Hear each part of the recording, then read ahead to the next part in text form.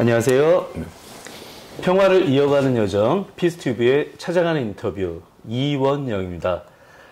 오늘은 제가 민족화해협력 범국민협의회, 줄여서 민화협이라고 하죠. 민화협 사무실에 나왔습니다. 이 민화협은 1998년 김대중 대통령 시기에 만들어진 정당, 시민사회단체, 특히 보수와 진보를 모두 아우르는 그런 단체로 만들어졌습니다. 오늘 찾아가는 인터뷰, 제가 인터뷰하실 분은 바로 이 민화협을 이끌고 계신 민화협의 이종걸 대표 상임의장님이십니다. 이종걸 의장님은 아마 여러분들 잘 아실 텐데요. 5선 의원이셨죠. 그리고 가장 중요한 것, 독립운동가 이회영 선생님의 손자이시기도 합니다. 이 독립운동가의 자손으로 대한민국 정치 발전을 위해서 애쓰셨는데 지금은 바로 한반도 평화와 통일을 위해서 애쓰고 계십니다. 자, 이종걸 의장님 반갑습니다. 예, 안녕하셨습니까? 예, 저희 시청자 여러분들께 인사 한번 부탁드리겠습니다. 네. 예, 안녕하셨습니까? 오늘은 그동안 한 20여 년간 국회의정에서 국민들 뵙고 있다가 민화협 의장으로 여러분 이렇게 귀하게 뵙게 됐습니다. 민화협은 아시다시피 김대중 대통령의 당선된 중요한 시기 이후에 국민의 여망을 가지고 탄생된 김대중 대통령의 가장 큰 소망은 아마도 우리가 짐작하고 있었던 것처럼 민족의 화해와 협력, 그래서 분단된 우리 조국이 이제 하나된 마음으로 가기를 원하는 가장 큰 국민의 여망으로 대통령이 되셨다라고 생각하신 것 같아요. 그래서 그 여망의 가장 첫 번째 발걸음으로 민화협을 만들어 나가는데 큰 분위기를 만들어 주셨죠. 그래서 이것은 민간 단체입니다만 그러나 대통령께서 그 분위기를 만들어 주신 그런 장에 영향이 작지 않기 때문에 관도 어느 정도 그 관여가 된 그리고 그 형태도 일반 개인이 회원이 되는 것이 아니고 국민 단체, 그리고 또 통일과 평화를 염원하는 어떤 입장에 있는 단체라도 다 대표적인 틀을 가지고 계신 단체들을 한 200여 중요한 단체들을 이렇게 모셔서 만든 민화협이라고 해서 이름도 너무 길어요. 민족화해협력 범국민협의회.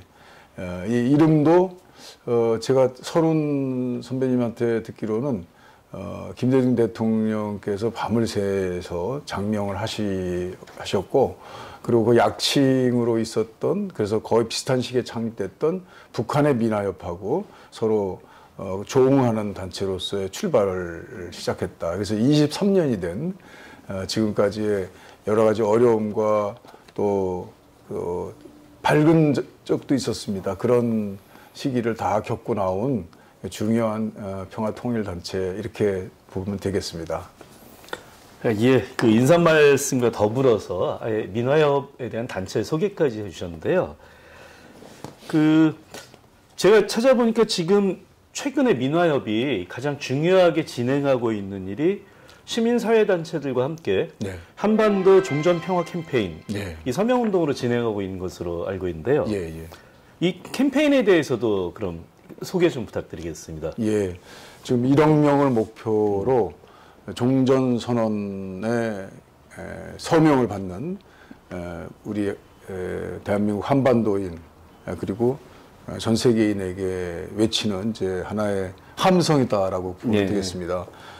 마침 대통령께서 평소에 가지고 계셨던 이 종전선언에 대한 생각을 유엔 총회에서 전 세계인에게 언급하면서 호소한 것이 지금 이제 그 선언을 이끌어 나가는데 아주 기폭제가 되고 있습니다.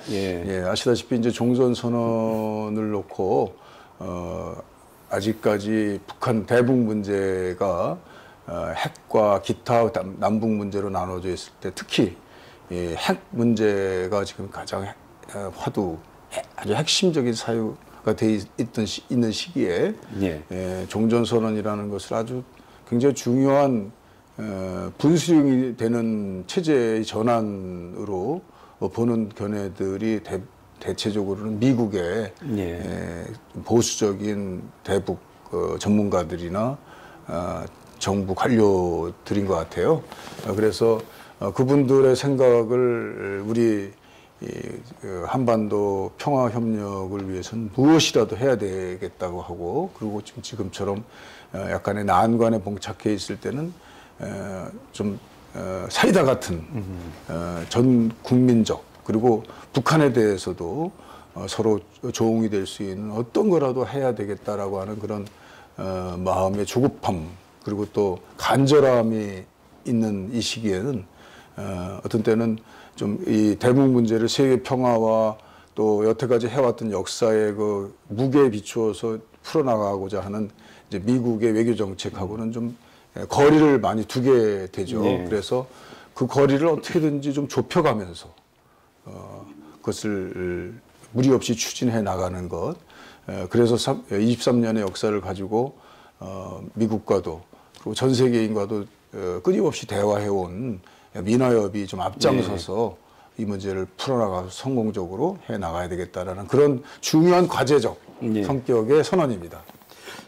자, 지금 말씀하신 걸 듣다 보니까 사실은 한반도 종전선언이 필요하다는 건 지금 문재인 대통령도 이번에 유엔 총회에서 그 말씀하셨지만 작년이었던가요? 그 미국 하원에서 국방 수권 법안 수정안이 나올 때 로카나 의원이 발의해서 그 한반도의 종전선언 같은 것이 필요하다. 뭐 이런 이야기가 들어갔던 것으로 알고 있는데요.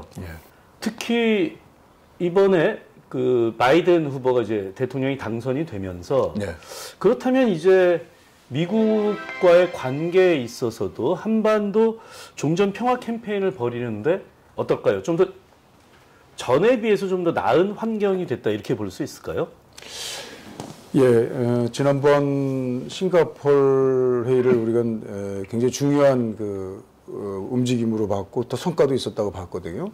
그런데 이제 그걸 나눠 보면 6시 이전의 초안에는 이 종전선언이 이제 기재가 될 수 있도록 트럼프 대통령과 김정은 위원장 간에 어느 정도의 대충의 어떤 의견 교섭이 있었다고 들었습니다. 싱가포르에서요? 예, 싱가포르 회담에. 그런데 그게 초안에 있던 것이 빠졌어요. 이게 왜 빠졌을까? 저는 좀 의문을 가졌는데 나중에 이제 볼튼 회고록이 나온 것을 보고 그 퍼즐이 좀 맞춰졌습니다. 볼튼은 아주 보수적인 아주 강경 대북 정책의 책임자로서 역할을 해왔지 않습니까? 그렇죠. 그래서 트럼프에게도 어떤 때는 정말 중요한 역할을 하다가도 어떤 때는 쫓겨나기도 하고 뭐 이런, 그래서 결국에는 이제 트럼프에 대해서 굉장히 강력한 비판을 하는 회고록으로 책도 많이 판매를 했던 사람인데 그 분이 폼페이오에게 아주 강력하게 요청을 해서 이 종전선언이 결코 들어가면 안 된다라는 것을 주장해서 그걸 관철시켰다. 이렇게 그런 기절이 나오거든요. 그러고 난 다음에 그 직후에 그 김정은이 최선희 그 국장과 김영철과 협의하면서 아주 찌그러진 표현으로 아주 정말 이 종전선언 같은 것도 이미 다 논의가 되는데 그것까지 빼고 강도 같은 핵폐기나 계속 주장하는 미국의 입장에 대해서는 난 참을 수가 없다. 뭐 이런 정도의 그 발언이 나온 걸 보고 이 종전선언이 굉장히 중요한 입장에 따라서는 아주 자기 생각을 완전히 남북 문제에 관해서 투영시키는 그런 이제 중요한 키워드가 되는 것이다라는 이제 생각을 좀 하게 됐죠. 그리고 이제 최근에 화상회의를 통해서 보면은 폼페이오나 비건 같은 데는 아무래도 지금 현 장관이고 부장관이니까 종전선언에 대해서는 대북의 핵폐기를 위한 협상 테이블 내에서 같이 함께 이루어져야 되는 중요한 내용입니다. 이렇게 이제 아주 쿠킹을 해서 쓰는 단어가 표현되는 얘기가 나오지만, 그러나 그 외에 뭐 북무부 차관보라든지 기타 중요한 그 역할을 하는 대북 문제 전문가들과 관료들은 종전선언을 결코 있어서는 안 된다라고 하는 것들을 아주 중요하게 생각하고 있고, 또 우리 민화협에 사실은 하나의 일원이 되고 있는 국민의힘 의원들의 네. 이제 많은 분들도 그 화상회에 참여해서 종전선언이라는 것은 핵 폐기의 출구가 돼야지 핵 폐기가 전제되지 않고서 먼저 선핵 폐기가 없이 종전선언을 섣불리 했다가는 북한에게 상당한 많은 것들을 그 쓸데없이 주게 되고 협상에 있어서 교섭력도 떨어지게 된다 이런 이제 주장을 하는 중요한 이제 도구가 됐죠. 근데 이제 우리 경우는 그렇게 볼 것이 아니고 지금 교착 상태에 빠져 있는 여러 평화 협정이라든지 불가침 협정이라든지 기타 그런 정치적 선언들과 또 일부 법적 선언이 있었던 것들을 종전 선언의 경우에는 이걸 무슨 아주 정확한 무슨 법적인 효과를 논하는 자리가 아니고 그렇죠. 지금 이제 핵 폐기에 관해서 상당히 변화된 상황들을 좀 임팩트 있게 끌고 나가는 첫 번째 입구가 돼야 된다라고 그렇죠. 하는 견해들이 우리 이제 좀 남북 문제에 관해서 열려진 진보적인 생각을 하고 있는 학자나 그 뭐 문정인 특보님도 그렇게 말씀을 아주 강력하게 하시는 걸 보고